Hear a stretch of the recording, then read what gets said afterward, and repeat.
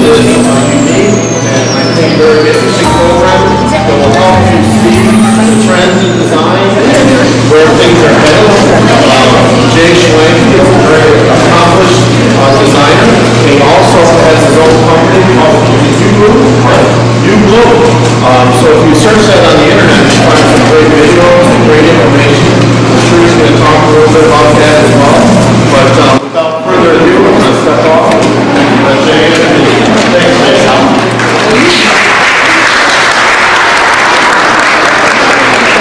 I was trying to decide on how long we have known each other, and I don't know, it's got to be like 20 years.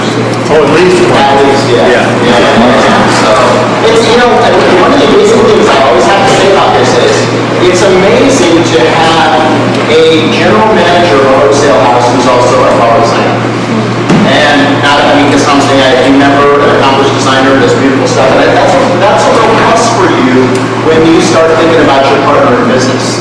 And that's the way that I like to think about it. I need to tell you and start off tonight with a little bit about myself. So for those of you who don't know me, it'll kind of set it up and explain a little bit for you why I feel the way I do about flowers and what happens with flowers as we work with them, and why I can relate to you guys sitting here tonight on a wonderful Wednesday today.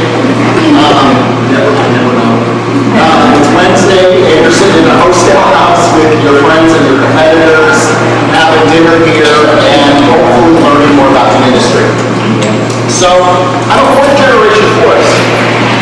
My parents are kind of famous in the flower industry right now.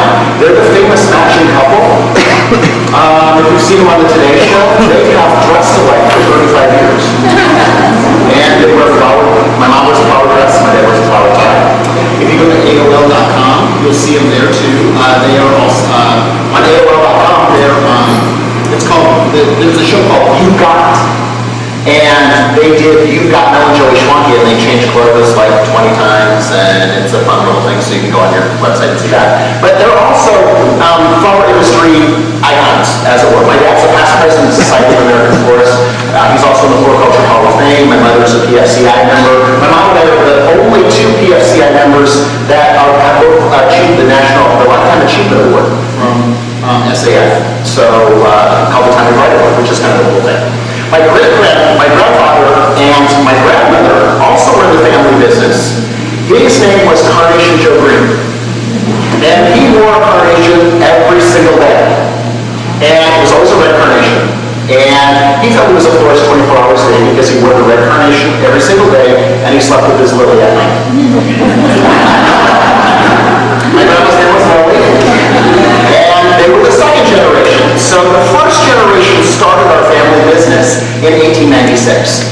And it was my great-grandfather and my great-grandmother who were traveling from New York. They had immigrated, and they were traveling to California to become nursery people.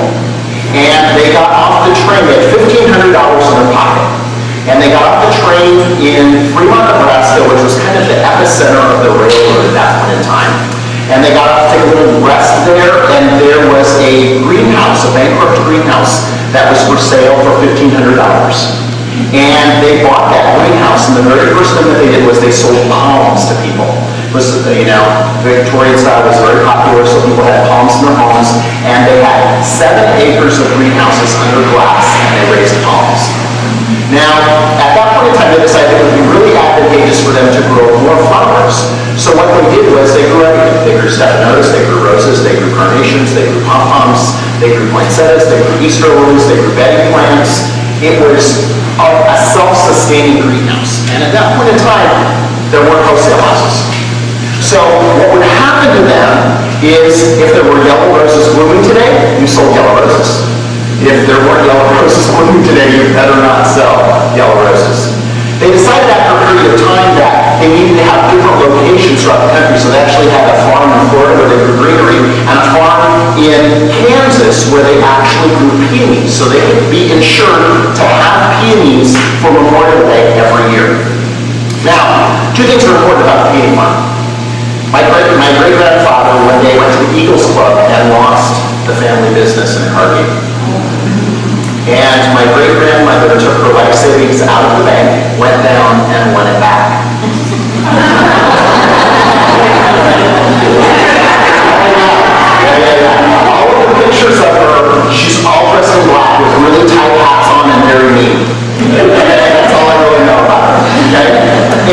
So she banished my great-grandfather from the family business. And so he ran the peony farm. So what happened is, one night he was driving home from the peony farm in a Model A car, and it was a freak snowstorm, and he drove home all the way with his head out the window, and he caught pneumonia and he died. Okay? So my great-grandmother, at that point in time, he was 53 years old. At that point in time, my great-grandmother lived to be 97 years old. And she was bedridden in the last 6 years of her life, and every single arrangement had been taken to her and shown to her and approved by her before he could leave. And I said to my grandfather, why would you do that, right? And I said, why didn't you just say we didn't have any orders today? You know, just send them out or whatever. He was like, oh no. No, everything went by date. So that's kind of where my family comes from. Now what happened over the years was the greenhouses went away and all the greenhouses are gone now. I joke about it today. My family, my mother and father are 82 and 88 years old, and they still run the family business. They go in every day. That's not good. Okay? People are like, oh, that's great. That's not good. Okay? So we're clear, that is not good. I have a sister who is 63 waiting to inherit the family business. So that's kind of where I come from. In 1994, what happened was I decided I couldn't be in the business with my dad anymore. My dad was not going to get out of the business, and my dad and I had different ideas about what we were going to do. So at that point in time, I left the family business and I moved to Atlanta, Georgia, and I started doing work in the flower industry. For 18 years, I made all of I worked for the John Henry Company, who created all the books that you guys have in your store now, the everyday book, the wedding books, homecoming books, prom books, stuff like that. We did all that. They haven't done it for 6 years. I haven't been there for 6 years.